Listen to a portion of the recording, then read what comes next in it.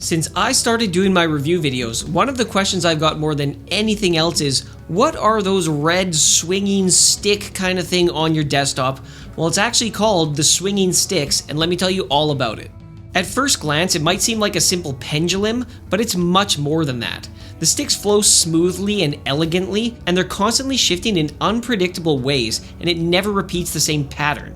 It is definitely hypnotic. I have spent more time than I'd like to admit looking at this thing, and the secret is in the engineering. Instead of a motor, the swinging sticks uses electromagnetic impulse technology to keep everything moving, and it makes it appear as if it's moving all on its own. And while it's very nearly silent, you can hear a very faint kind of clicking, whirring type noise just when it's at a certain point in the movement, but in general, you can't hear it. I can only ever hear it in a completely silent room if I'm listening for it.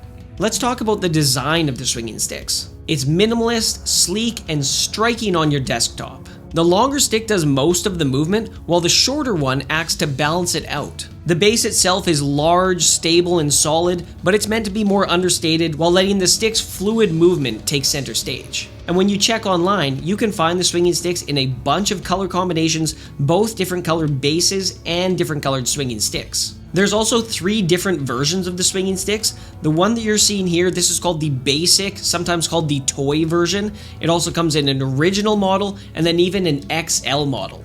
The toy one is reasonably expensive. It gets a lot more expensive when you go up to the original, and then the XL model is really expensive, but it's also huge. Between this basic one and the original one, it doesn't seem like there's a crazy size difference, so for me, with the price difference, I would definitely go with this smaller basic version.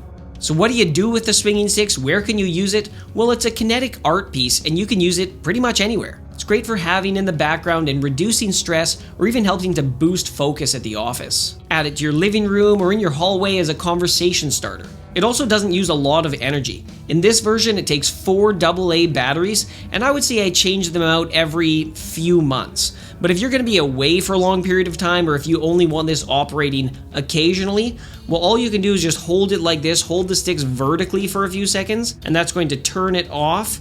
You're going to see there it's just going to kind of sit in place, and it's not going to draw any power. And then when you do want it to go again, just give it a little bit of a starter, and then it'll automatically turn itself on and pick up with the motion. There's no buttons, there's no settings, there's no on-off switch. You'll know when it needs new batteries because it won't complete a full rotation anymore, and then eventually it'll just stop moving altogether. In general, it doesn't require much maintenance at all either. When you do stop it, get the sticks in that vertical position, just give it a light dusting occasionally. Be careful not to bump it or anything like that. It is a sensitive piece of equipment, but it's just going to sit in the background and do its thing sort of indefinitely. In the end, the swinging sticks is more than just a sculpture.